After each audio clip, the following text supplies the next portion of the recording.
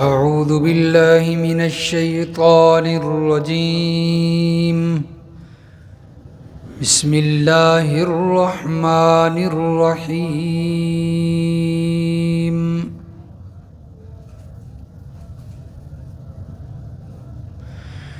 لقد صدق الله رسوله الرؤيا بالحق. بے شک اللہ تعالیٰ نے اپنے رسول کو سچا خواب دکھایا حق کے ساتھ. لَتَدْخُلُنَّ الْمَسْجِدَ الْحَرَامَ إِنْ شَاءَ اللَّهُ، کہ تم ضرور داخل ہووگے مسجد حرام میں اگر اللہ نے چاہا.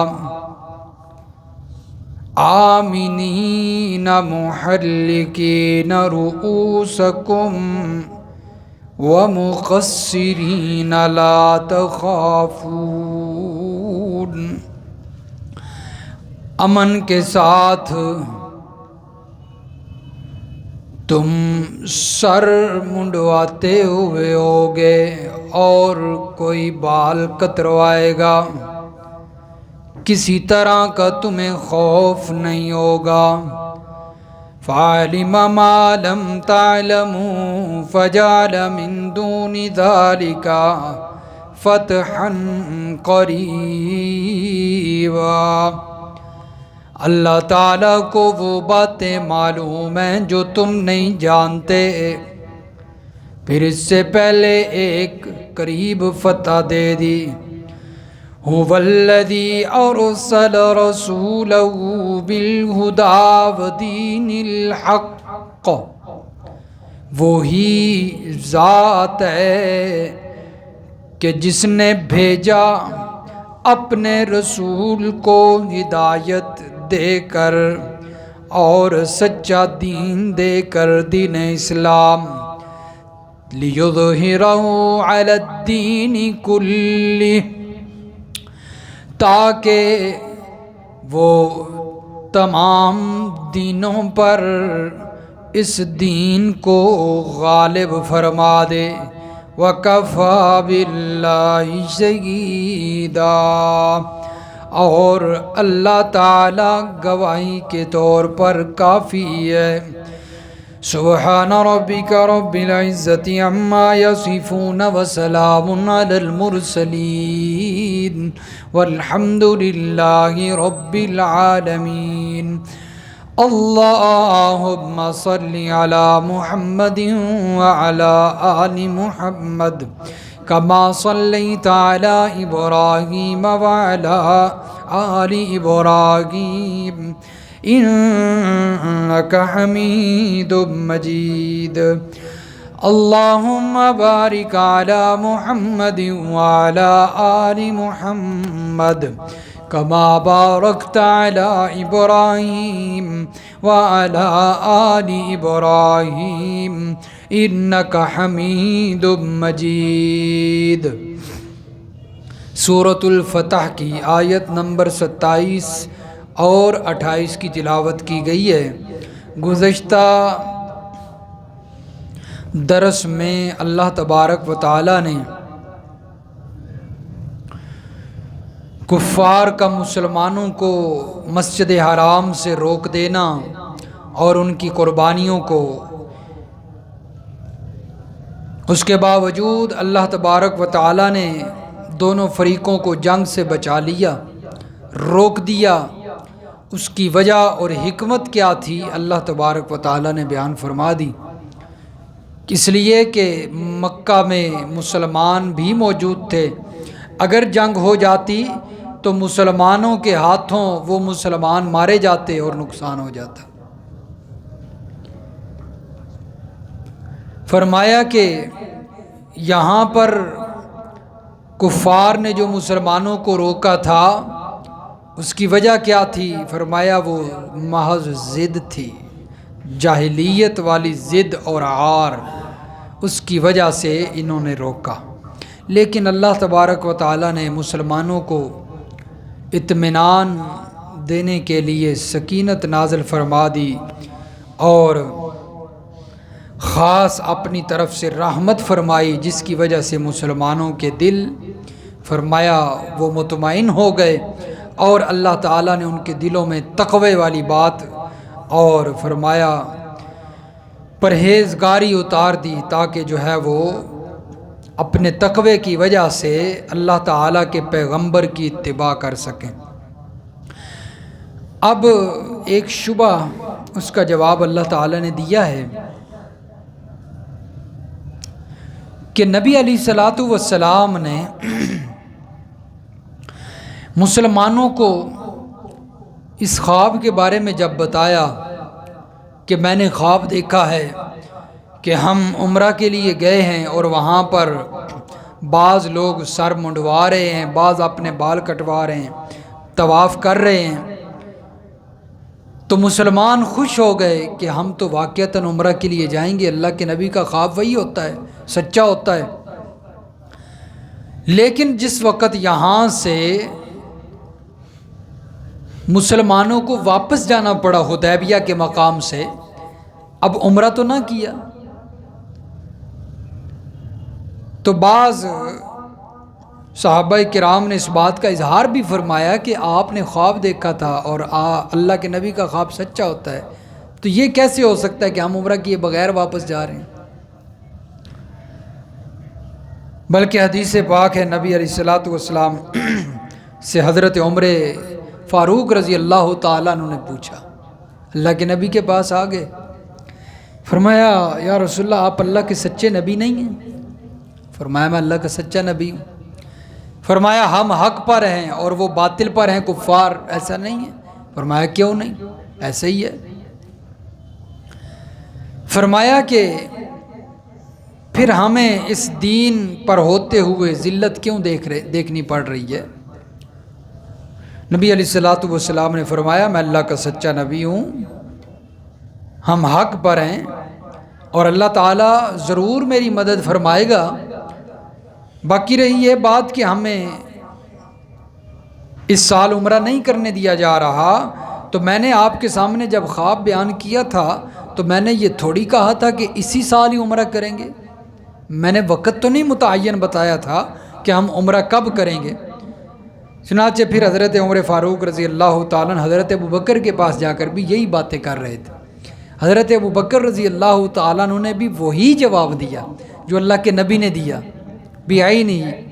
فرمایا اللہ کے نبی نے تو اس سال کا متعین تو نہیں فرمایا تھا کہ ہم اسی سال عمرہ کریں گے، تو اس کا جواب اللہ تعالیٰ دے رہے ہیں لَقَدْ صَدَقَ اللَّهُ رَسُولَهُ الرُّؤْيَا بِالْحَقِّ، بے شک پکی بات ہے اللہ تعالیٰ نے اپنے رسول کو سچا خواب دکھلایا ہے۔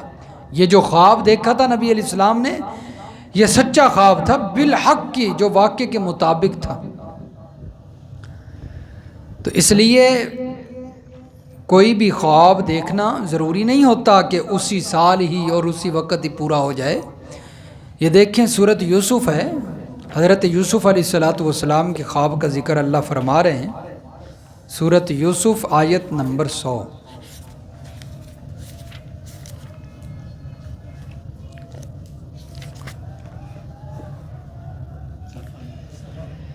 صفحہ نمبر جی 298، صفحہ نمبر 298۔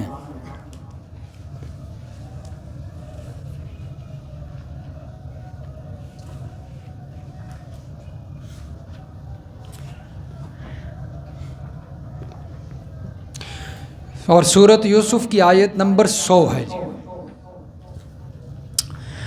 فرمایا وَرَفَعَ أَبَوَيْهِ عَلَى الْعَرْشِ وَخَرُّوا لَهُ سُجَّدًا، اور اپنے والدین کو تخت شاہی پر اونچا بٹھایا اور سب کے سب یوسف علیہ السلام کے آگے تعظیماً سجدے میں گر گئے۔ اس وقت سجدہ تعظیمی جائز تھا، اب تو جائز نہیں ہے۔ وَقَالَ يَا أَبَتِ هَذَا تَأْوِيلُ رُؤْيَايَ مِن قَبْلُ، اور حضرت یوسف علیہ السلام نے فرمایا اے میرے ابا جان، یہی میرے خواب کی تعبیر ہے جو میں نے پہلے دیکھا تھا۔ وہ تعبیر اب پوری ہوئی ہے، خواب پہلے دیکھ چکے ہیں۔ قد جعلها ربی حقا، تحقیق میرے رب نے سچا کر دیا خواب کو، جو میں نے خواب دیکھا تھا سچا کر دکھایا۔ اب حضرت یوسف علیہ السلام نے خواب تو پتہ نہیں کب دیکھا تھا پہلے، لیکن خواب کی تعبیر اب پوری ہو رہی جب حضرت یوسف کے والدین آ گئے۔ اور خواب کون سا تھا یاد ہے آپ کو؟ کون سا خواب ہے جس کی بات حضرت یوسف کر رہے ہیں؟ بڑا مشہور خواب ہے، ہاں، انی رأیت احد عشر کوکبا والشمس والقمر رأیتہم لی ساجدین، کہ ابا جان میں خواب دیکھ رہا ہوں کہ میرے سامنے ستارے سجدہ کر رہے ہیں، والشمس والقمر، سورج چاند جو میرے سامنے سجدہ۔ یہ وہ خواب کی تعبیر اب آ کے مکمل ہوئی، سارے یوسف علیہ السلام کے سامنے سجدے میں گر گئے۔ تو اس لیے خواب اللہ کا نبی دیکھے تو ضروری نہیں ہوتا کہ وہ اسی وقت پورا ہو جائے۔ تو فرمایا اللہ کے پیغمبر نے کہ یہ جو میرا خواب ہے عمرے والا، یہ اللہ تعالیٰ نے سچا سچ دکھلایا ہے، اور یہ واقعے کے مطابق ایسے ہی ہوگا، لیکن وقت متعین نہیں کہ اسی سال ہی ہوگا یا اگلے سال پورا ہوگا، لیکن بعد میں پورا ہوا۔ لَتَدْخُلُنَّ الْمَسْجِدَ الْحَرَامَ، فرمایا کہ تم لوگ مسجد حرام میں انشاءاللہ ضرور جاؤ گے، داخل ہوو گے۔ تو اللہ تعالیٰ نے یہ جو خواب دکھایا ہے فرمایا ضرور پورا ہوگا۔ اور پھر یہاں پر دیکھیے اللہ تعالیٰ نے فرمایا انشاءاللہ، کیا لفظ بولا ہے ساتھ؟ انشاءاللہ کے اندر یعنی اس بات کے اندر یقینی نہیں ہوتی انشاءاللہ کا جو لفظ بولا جاتا ہے، یعنی اگر اللہ نے چاہا تو پوری ہو جائے گی، نہ چاہا تو نہیں پوری ہو۔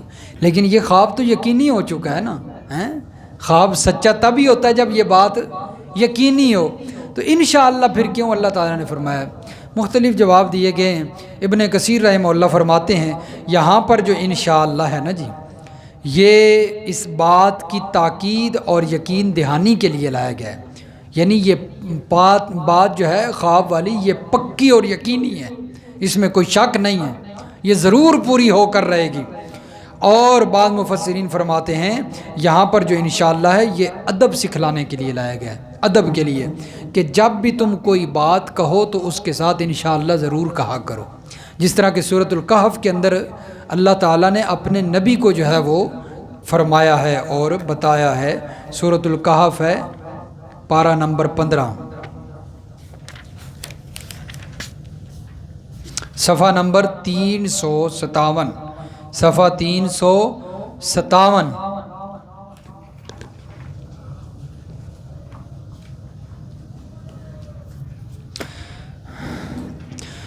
وَلَا تَقُولَنَّ لِشَيْءٍ إِنِّي فَاعِلٌ ذَلِكَ غَدًا، آیت نمبر 23، رکوع شروع ہو رہا ہے۔ اور میرے پیغمبر آپ کسی کام کو یوں نہ کہیں کہ انی فاعل ذالک غدا، کہ میں اس کو کل کروں گا، میں اس کو کل کروں گا۔ میرے پیغمبر صرف یوں نہ کہیں، الا ان یشاء اللہ، لیکن اپنے ہر کام ہر بات کے ساتھ انشاءاللہ ضرور کہا کریں، انشاءاللہ میں کل یہ کام کروں گا، انشاءاللہ کل میں یہ کام کروں گا۔ تو یہ ادب سکھلانے کے لیے اللہ تعالیٰ نے یہاں پر انشاءاللہ کا لفظ بولا ہے۔ نبی علیہ الصلاۃ والسلام نے کچھ باتیں جو ہے وہ ایسی فرما دیں کہ میں کل تمہیں جواب دوں گا، لیکن انشاءاللہ نہ کہا، اللہ تعالیٰ نے وحی کا سلسلہ روک دیا، اور نبی علیہ الصلاۃ والسلام جواب نہ دے پائے، پریشان ہیں، وہی پتہ نہیں کیوں بند ہو گئی۔ جبریل امین آئے، اللہ کے نبی صلی اللہ علیہ وسلم تھوڑا غصے بھی ہوئے، جبریل تو کل کیوں نہیں آیا؟ میں نے کل جواب دینا تھا، تو میں اسی انتظار میں رہا ہوں کہ کل جواب آئے گا۔ تو جبریل نے فرمایا کہ میں اللہ کے حکم کے بغیر زمین پہ پر بھی نہیں مار سکتا، تو یہ کیسے ہو سکتا ہے کہ میں اس کے حکم کے بغیر آپ کو جواب دینے آ جاؤں؟ تو جب اللہ کا حکم ہوا ہے تو اب میں آ گیا ہوں، تو اسی وقت اللہ نے فرمایا میرے پیغمبر سے جا کر کہیے کہ آئندہ کوئی بھی بات کوئی بھی ارادہ کسی سے کے سامنے ظاہر کریں تو اس کے ساتھ انشاءاللہ ضرور کہا کریں۔ تو یہ ادب سکھلانے کے لیے اللہ تعالیٰ نے یہاں پر بھی فرمایا ہے کہ تمہاری ہر بات کے ساتھ انشاءاللہ ضرور ہونا چاہیے۔ آمینین، فرمایا تم عمرہ کرو گے، ضرور جاؤ گے، اور کس حالت میں؟ فرمایا مسجد حرام میں تم داخل ہوو گے آمینین، امن کے ساتھ، محلقین رؤوسکم، تم میں سے بعض اپنے سروں کا حلق کرواتے ہوں گے، منڈواتے ہوں گے، اور بعض و مقصرین، کترواتے ہوں گے بالوں کو۔ یہاں پر حلق کا ذکر پہلے ہے اور قصر کا ذکر بعد میں ہے۔ تو یہاں پر مفسرین فرماتے ہیں حلق کو جو قصر پر مقدم کیا، اس سے حلق کی افضلیت بتانا مقصود ہے۔ اللہ تعالیٰ فرما رہے ہیں کہ حلق جو ہے نا، حلق سر منڈوانا، ٹینڈ کروانا اس طرح نال بلیڈ کے ساتھ، تو یہ افضل ہے کتروانے سے، بال کتروانے سے افضل ہے۔ تو یہ اس کی افضلیت، اور نبی علیہ الصلوۃ والسلام صحابہ کرام فرماتے ہیں ایک موقع پر اللہ کے نبی نے دعا فرمائی، اللہم اغفر للمحلقین، اللہم اغفر للمحلقین، اللہم اغفر للمحلقین، یا اللہ حلق کروانے والوں کو بخش دے، ان کی بخشش فرما۔ صحابہ کرام نے فرمایا یا رسول اللہ، قصر کروانے والے کا کوئی جو ہے وہ اس کے لیے نہیں؟ پھر اللہ کے نبی نے فرمایا اللہم اغفر للمقصرین، کہ یا اللہ قصر بال کتروانے والوں کی بھی بخشش فرما۔ تو حلق کروانے والوں کے لیے اللہ کے نبی نے 3 مرتبہ مغفرت کی دعا فرمائی، اور قصر والوں کے لیے 1 مرتبہ، اس لیے حلق جو ہے وہ فرمایا افضل ہے۔ بہرحال اجازت ہے، کوئی قصر کروانا چاہتا ہے قصر کروا لے، وہاں پر جو ہے وہ، لیکن یہ ہے قصر کے اندر بھی چاروں طرف سے جو ہے وہ بال کٹوائے جائیں۔ بعض لوگ وہاں پر ایک طرف سے تھوڑے سے بال پکڑ کے کاٹ دیتے ہیں، اس طریقے سے وہ قصر نہیں ہوگا۔ اور عمرے سے نکلنے کے لیے، احرام سے نکلنے کے لیے آخری جو عمل ہے وہ یہ حلق اور قصر ہی ہے۔ اگر یہ نہیں ہوگا تو دم آ جائے گا، وہ جانور ذبح کرنا پڑے گا، پھر وہ عمرہ ادا ہوگا، وگرنہ وہ عمرہ نہیں ہوگا۔ تو اس لیے قصر بھی جو ہے وہ مکمل طریقے سے ہو، یہ نہیں کہ ایک طرف سے تھوڑے سے بال پکڑ کے کاٹ دے بندہ۔ فعلما، وہاں پر لگے ہوتے ہیں جو ہے نا، وہ کینچیاں ساتھ لائے ہوتے ہیں، بس عمرہ سعی پر جو ہے نا، صفا مروہ کی سعی جب مکمل کرتے ہیں ادھر ہی ساتھ بیٹھے ہوتے ہیں، ایک دوسرے کے بال کاٹ رہے ہوتے ہیں، ایک چوٹی پکڑی ادھر سے تھوڑا سا کاٹ دیا بس۔ فعلم ما لم تعلموا فجعل من دون ذلك فتحا قریبا، فرمایا کہ اللہ تعالیٰ کو وہ باتیں معلوم تھیں کہ جن کا علم آپ کو نہیں تھا۔ کون سی باتیں تھیں؟ وہ جو ساری حکمتیں اللہ تعالیٰ نے بیان فرمائی کہ میں نے کیوں یہاں پر صلح حدیبیہ کروائی ہیں، کیوں جنگ سے روک دیا، دونوں کے ہاتھ روک دیے۔ فجعل من دون ذلك فتحا قریبا، اور فرمایا کہ پھر اس سے پہلے ایک فتح بھی دے دی ہیں۔ اس کا بھی تو ایمان والوں کو علم نہیں تھا نا، کہ یہاں پر اللہ تعالیٰ نے ہمیں جو ہے وہ، اگر ادھر عمرہ سے ہمیں روک دیا گیا ہے، وہ پریشانی ہے، تو ساتھ ہی فتح خیبر ہونے والا ہے اور وہ خوشی ملنے والی ہے، یہ بھی تو علم نہیں تھا نا۔ تو فرمایا ساتھ ہی اللہ تعالیٰ نے تمہیں فتح بھی دے دی۔ هو الذی ارسل رسولہ بالہدی ودین الحق لیظہرہ علی الدین کلہ، فرمایا اللہ وہ ذات ہے جس نے آپ کو رسول بنا کر بھیجا ہدایت کے ساتھ اور دین حق کے ساتھ۔ یہاں پر اللہ تعالیٰ نے ایک تو اپنی وحدانیت کا اور پھر نبی علیہ الصلوۃ والسلام کی اتباع کی ترغیب دی ہے، اور دین حق کا تذکرہ فرمایا ہے۔ فرمایا کہ دین حق جو ہے یہ وہ دین ہے کہ جب یہ آ جائے پھر باقی دینوں پر یہ چھا جاتا ہے، باقی دین مغلوب۔ فرمایا دین حق جو سچا دین ہے وہ سب پر غالب آ کر رہے گا، ایسا نہیں ہو سکتا کہ دین حق وہ مغلوب ہو جائے۔ فرمایا لیظہرہ علی الدین کلہ، اللہ تعالیٰ نے یہ دین اسی لیے دے کر بھیجا ہے تاکہ وہ جتنے بھی تمام دین ہیں ان پر اللہ تعالیٰ ان کو غالب کر دے۔ اور آج اگر دین حق وہ مغلوب نظر آتا ہے تو وہ ایمان کی کمزوری ہے، اس لیے کہ اللہ تعالیٰ نے فرمایا وَأَنْتُمُ الْأَعْلَوْنَ إِن كُنتُم مُؤْمِنِينَ، اگر تم ایمان والے ہو تو پھر تم ہی غالب رہو گے، پھر تم ہی غالب رہو گے۔ اگر مغلوبیت نظر آتی ہے تو پھر ایمان کی کمزوری ہے۔